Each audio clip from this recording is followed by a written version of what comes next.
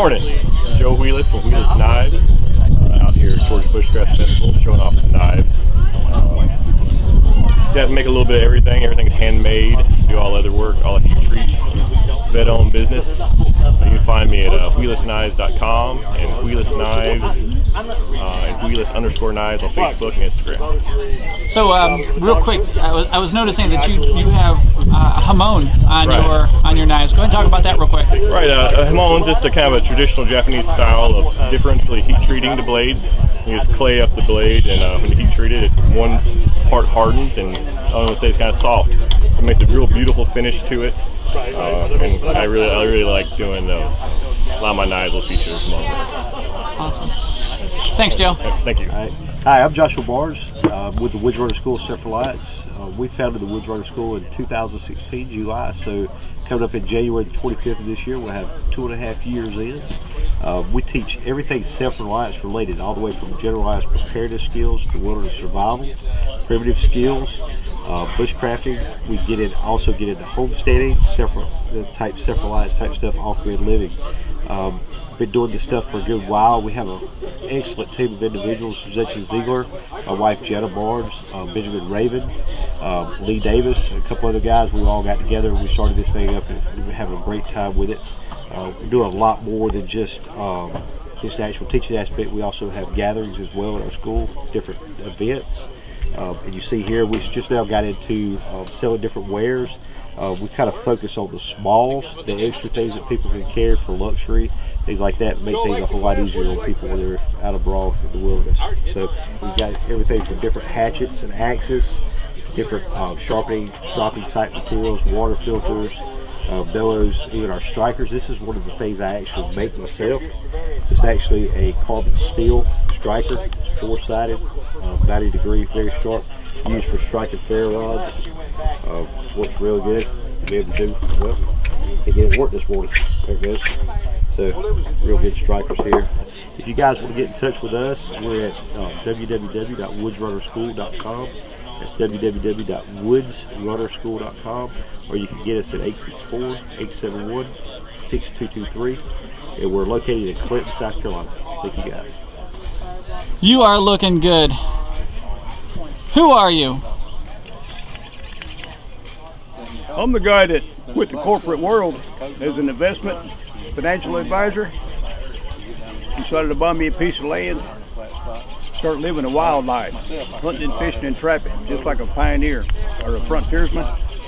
Been doing it for 25 years, and the more I do it, the more fun it is. Don't get any bills, you don't need a whole lot of money.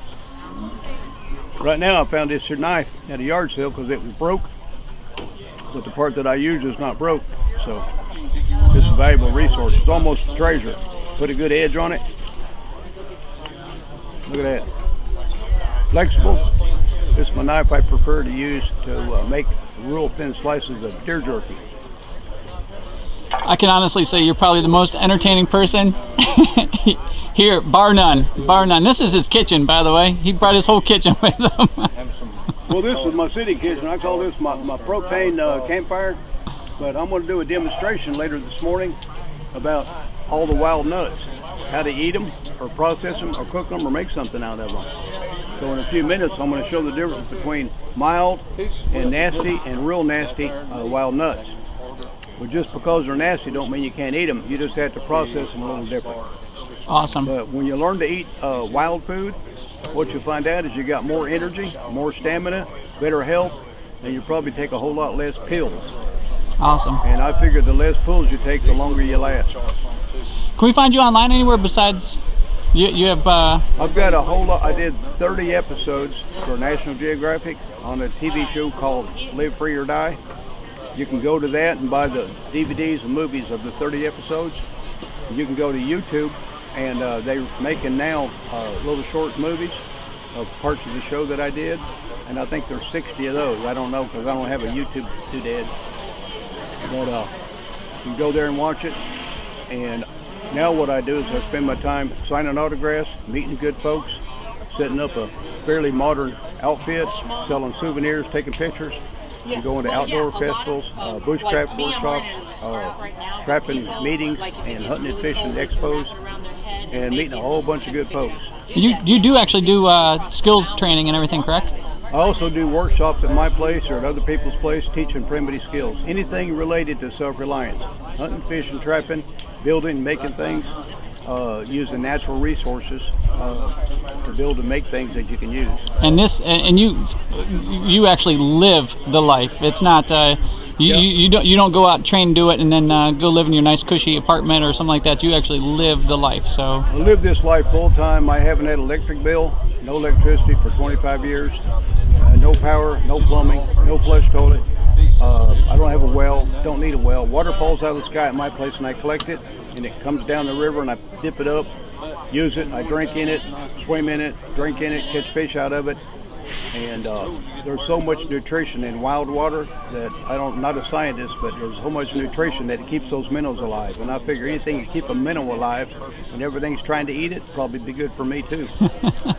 So the better the immune system, the better your attitude, the more natural, earth-connected your lifestyle, most likely the longer you live. And happiness is not something you can buy anymore. You have to do it yourself. awesome. Thank you, Colbert.